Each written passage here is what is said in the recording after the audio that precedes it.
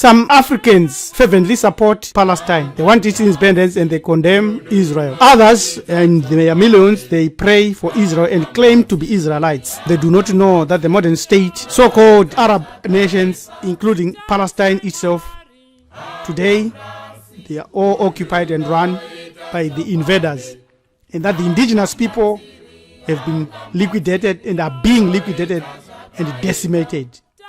To discuss this, let us put, as usual, an open-minded and a broad timeline and ask, are Canaanites for real? We are going to use a critical framework that includes discovery of the oldest race, no Middle East ever existed, chronology of the whitening of Northeast Africa, the identity of true Canaanites, eventually helping us to answer what happened or what is happening to the Canaanites.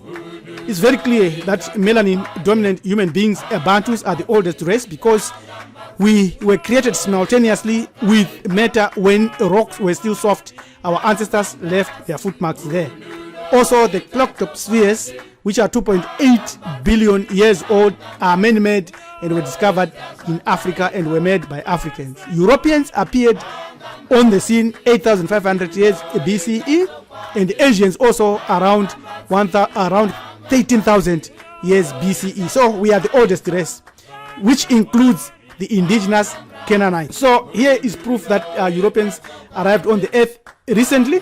White skin appeared to spread on all the earth about 7,000 to 9,000 years ago, coming from Central Asia. Pale skin caused by gene variants SLC 24A5, SLC 45A2, and the ochre gene mutations. So all these are various sources where you can go and study and find proof about this. It's scientific, it has been proved many times. The other fact is that there was no Middle East, and there is no Middle East. It's all Africa. Because of this fact, Canaan land is in Africa, not Middle East. And Canaanites are therefore Africans or melanin-dominant human beings. They do not look like this. But what we want to look at now is where did this one come from? It's very clear that they are fake Canaanites. The original Canaanite, melanin-dominant sheikh in Palestinian village 1895 looked like this. And all these, including Yasser Arafat, including all these Khalid, Yashid Khalid, they were all fake Canaanites. Including also Benjamin Netanyahu and the modern people or Europeans in the current country called Israel. They are all foreigners. They are fighting each other in our own land, fighting for our own land. Here, there are only two Canaanites, him and this one is the only true original indigenous Arab and also indigenous Canaanite. These are all fake Canaanites. The following timeline is very important because it will also show us and tell us where we come from in terms of time. Melanin or carbon human era begins from 3.5 billion years BCE when rocks were still soft up to today. The Stone Age is about 3.3 million years ago to 5,000 years ago. The Bronze Age is 5,000 to 1,400 years ago. The Iron Age, the Classical era, the Medieval era, 500 AD to 1,500 AD. This is where a lot of chicanery and tricks have been played. There was no Middle East. Europeans and Pale Arabs, as races, appeared on the earth not more than 15,000 years ago. Ancient Canaan then was probably the first place outside of Africa proper where ancient men first became settled agriculturally. Archaeological excavations have shown evidence of human habitation in Canaan from Paleolithic and Mesolithic times.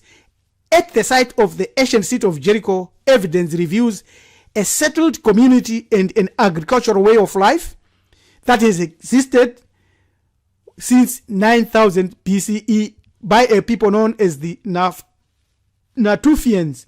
Who are the Natufians? These are the original Canaanites. This is where the original Canaanites came from. And the people found in Lebanon today, most of the population in Lebanon, according to genetic studies, 90% of their genes come from these ancient Canaanites. Only 7% comes from Central Europe. You then wonder why Lebanon has been under siege for years.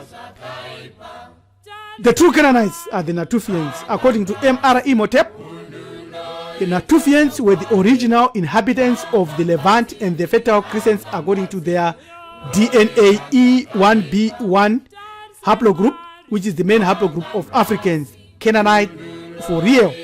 The Canaanites, we look to other people and other scholars. They tell us from a living descendants of biblical Canaanites identified via DNA that they were a conglomeration of people that were in the Levant, the Canaanites, the Natufians, as we have already indicated, and the other people, the migrants who arrived from the east between 6,600 and 3,550 years ago. Hence, the whitening through the mixing with fake Canaanites using via the genes SLC 24A5, SLC 45A2, and the Oka gene variations. So the true Canaanite is depicted here, and the fake one depicted here. These images can be found in the temple of Ramesses III, who ruled in 1186 to 1155 BCE of the 20th dynasty. And this is a mulatto who is now popularized as the Semite.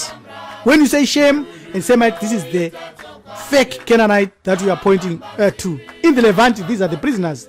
They are still showing melanin-dominant human beings.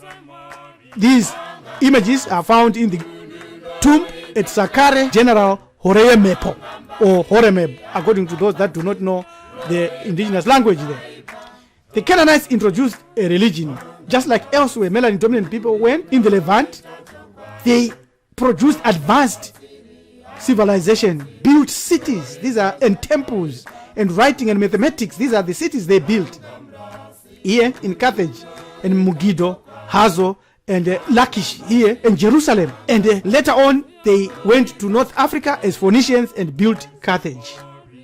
They also gave the fundamentals of Judaism, Christianity, and Islam, because they came from one source, from the ancient Cushitic roots, Hamitic roots. So these are the images of the god El, worshipped as God of Abraham, as Yahweh, as Jehovah, and many other names, also as Allah, according to the Arabs today. He comes from the Canaanite pantheon, group of divinities. He's currently worshipped by almost more than half of humanity on earth. This El, Canaanitish god. Where is Canaan? The geography of Canaan is shown here, and this relationship throughout antiquity. Canaan was Kemetic territory. Its benefit for Kemet was that it was the primary source of wood. In ancient times, Canaan stretched from the borders of the Sinai Peninsula to the western bank of the northwest Euphrates River. That's very critical, because it will tell us then that Canaanites or Kenyans, the real Canaanites, had also Dravidian admixing. The Dravidians were Cushitic people who ruled all of India and all the islands right up New Zealand, Australia, everywhere. This is the source of the people. Then the Canaanite, Philistine, Phoenician, and the Palestinian are shown here. These are Canaanites for real, not the current people that are there here. This is the Canaanite goddess Atirati. These are the Philistines, or the sea peoples here. Look, they are melanin dominant, and these are the Phoenicians, melanin dominant. Don't listen to anybody who tells you anything else. The word Palestine derives from the Greek word Philistia, which dates to ancient Greek writers' descriptions of the region in the 12th century BCE. Since the fall of the Ottoman Empire in World War I to 1918, Palestine typically referred to the geographic region located between the Mediterranean Sea and the Jordan. And these are the Jeka, or Palestine, or Philistines. These are found as demonstrated and taught in ancient Hamid in the Medinet Habu temple. It is very clear that we are dealing with a lot of our own ancestors here. The Phoenicians, by about 1200 BCE, all of the invasions and wars had started to squeeze the Canaanites. Some of them moved north, and some of them sailors moved across the whole world, and many of them are now known to have gone to Lebanon and Carthage and Tunisia or North Africa. This is one of their own, a Canaanite coin of Hannibal, 203 BCE. Is a melanin-dominant human being. We now look at the Arabization of Canaan. These are the indigenous people of Turkey and Greece. You can see this is Bigo Morata, a Greek man in Anatolia, 200 BCE. Now, what happened? It is the whitening of the whole area, which we have demonstrated and shown, and also the Arabization, which we are dealing with now. One of the number of Turkish tribes that migrated from the Central Asian steppe, the Ottomans, were initially a nomadic people who followed a primitive shamanistic religion. When they came into contact with the people, they then discovered Islam, and under Islamic influence, the Turks acquired their greatest fighting tradition, that of the Ghazi warrior. Ghazi means blood. Well trained and highly skilled Ghazi warriors fought to conquer the infidel, acquiring land and riches in the process. The Islamic conquest morphed up into an empire known as the Ottoman Empire, led by one Muhammad Ali, the Albanian Turkish murderer and enslaver of melanin-dominant human beings in Hamit and Nubia, whose name was made famous and given life by none other than Muhammad Ali, the boxer, melanin-dominant human being who was ignorant of all these issues. The Seljuk Turks replaced the Canaanites through the Treaty of Sevres, eventuated in the partitioning of the Ottoman Empire and forming almost 39 countries: Albania, Algeria, Armenia, Bosnia, Herzegovina, Bulgaria, Syria, Cyprus, Hungary, Greece, Iraq, Palestine, Israel, Jordan, Kosovo, Libya, Macedonia, Montenegro, Serbia, Tunisia, and Ukraine. The Turks of Saudi Arabia and Yemen had split from the Ottoman Empire by 1914. The Turks of Algeria, Tunisia, and Libya also followed another course. In all of these countries, the pale Turks and their mulattoes, Arabs, maintained complete control of the governments.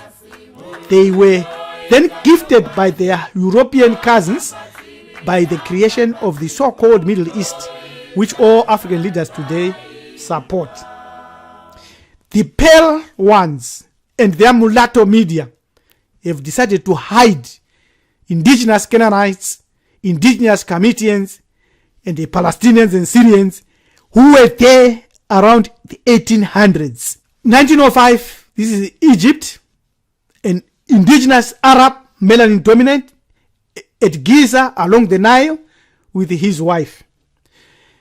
Hamitian, so-called Egyptian children in Ramle in Hamit looked like that. And the musician looked like that. Then Arabization and the mulattoification continued to produce the current people that you see there today. Salim Aouda Jahalin, a 107-year-old Palestinian Bedouin, he is the oldest member of the Jahalin tribe. He's mulatto. Another pure Turkish Palestinian Samia, an ethnic Turk teacher in Hebron, being watched by the Kaza Turk Israelites here. No melanin dominant people there. Again, Palestinian Ferial Abu Haikal, an ethnic Turk, talking with the Kaza Turk Israelite soldier here. The Turkish came from Kaza here. These people, with no connection to ancient Israel, moved up into Eastern and Western Europe and then headed for the United States and Israel to become today's Jewish population. You can read the book, The 13th Tribe, The Kaza Empire and Its Heritage by Arthur Koestler, to prove that the invaders are occupying Northeast Africa, so-called Middle East. Where is the original Canaanite today? Again, more of Palestinian Dragami family of Turkic origin with their home destroyed by their other cousins, the Turkic Israel soldier or Israel government. The Canaanite is suffering destruction, has been suffering destruction for years, thousands of years. Today, the United States and Saudi Arabia are engaged in ethnic cleansing of Yemen, because Yemen is the only place perhaps left where the indigenous people are still alive and well. before the mulattoification and before their destruction. It's occurring as we are discussing today. There it is. Not even one African country is helping. No condemnation, nothing. We have already identified the real Canaanite as a melanin-dominant human being and their descendant, going through mulattoification and Arabization. You can see clearly from this image that the Canaanite statue of an attacking deity, the Gaza or Gazi, left foot forward, striding into combat with right hand held, inclusive of spiritual as well as physical, and whether good or wrong, they all do that.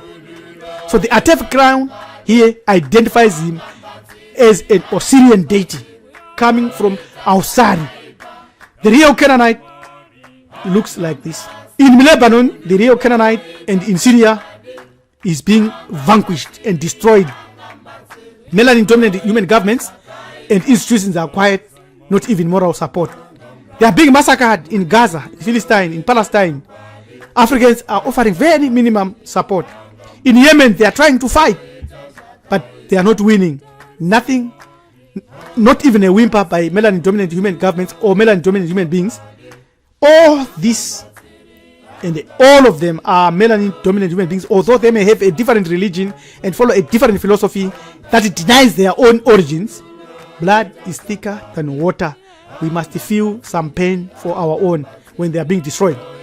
The land known as Canaan was and is situated in the territory of the southern Levant, which today encompasses Israel, the West Bank and Gaza, Jordan, and the southern portions of Syria and Lebanon.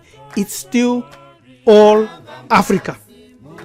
Today is the time for us to unite and to fight and to win and to understand. For more information, if you want to put your hand on this plow, send us an email on join@marifado.com. Also subscribe to our channel, hit the notification button, because it all helps our message to be spread by the algorithms of of Google and YouTube. Till we meet again, the real Palestinian is you and me, as long as you have got melanin dominance on you or in you. Till we meet again, your Hamani Topi, Priest Rabbi LM Tumizulu Kunikenim Jakan Chamskaban, saying Siabonga, Tatenda, Enkos, Edupe, Asante Sana.